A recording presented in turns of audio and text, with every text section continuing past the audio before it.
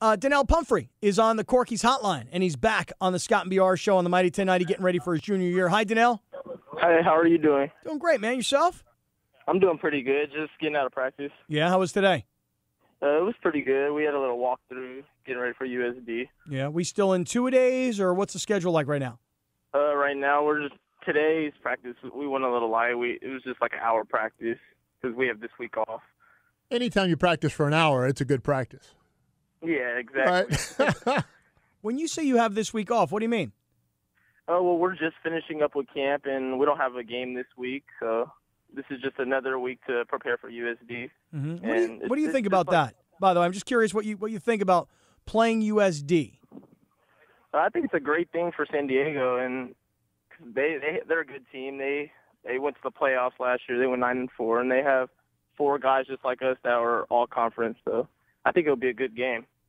Is Coach Long, because we've talked to him about this, he's not a fan of the game per se because it's really not a good spot for San Diego State. If you're somehow upset, I mean, it's terrible. And if you win, it's a no-win situation. Right. Let's say you win by 35 You're points. You're supposed to win by 35 exactly. points, right? So I'm just wondering, what's the sell about that game by the coaches?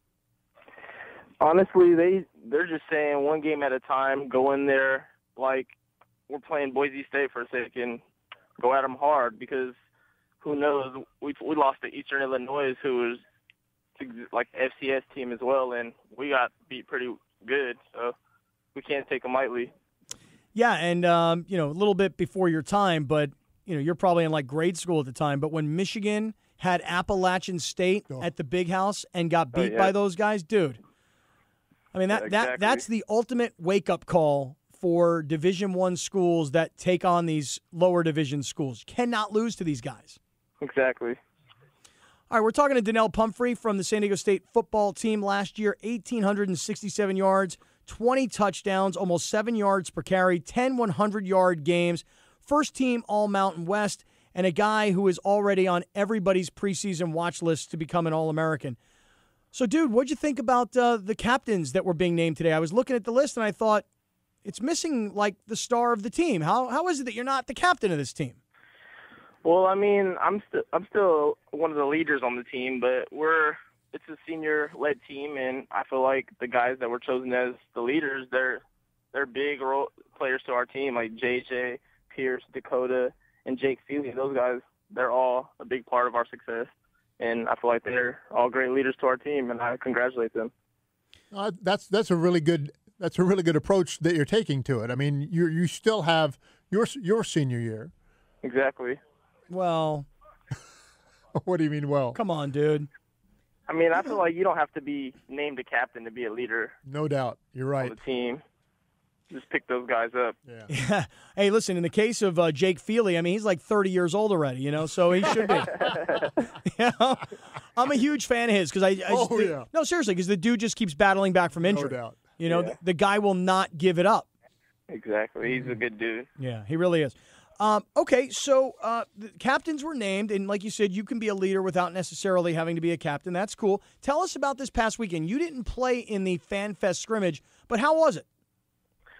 I mean, it was a cool thing for the fans, I guess you could say. I mean, I feel like we can be better overall as a team.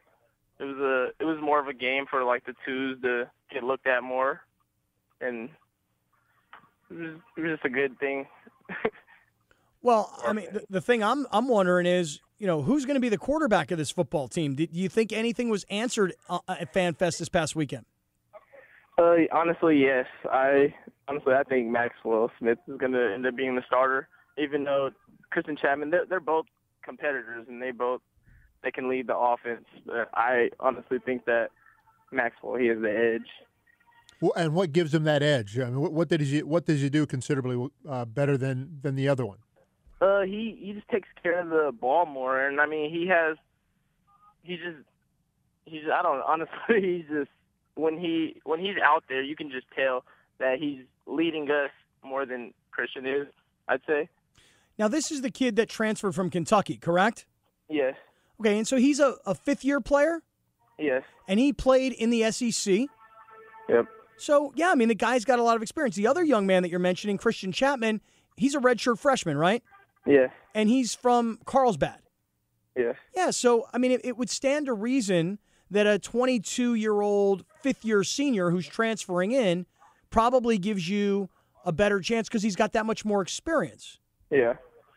And that's what you've seen. That's exactly what I see. And, I mean, he was the SEC Freshman of the Year, and that's probably one of the best conferences in college football. And he was able to be a great quarterback on that level. So hopefully he can lead us and be a greater offense than we were last year. Well, we certainly hope so. Mm-hmm. Hey, Donnel, real quick before you go, have you gone over to the brand new basketball facility to see what's going on over there? Actually, I've only seen pictures of the facility, and it's really nice.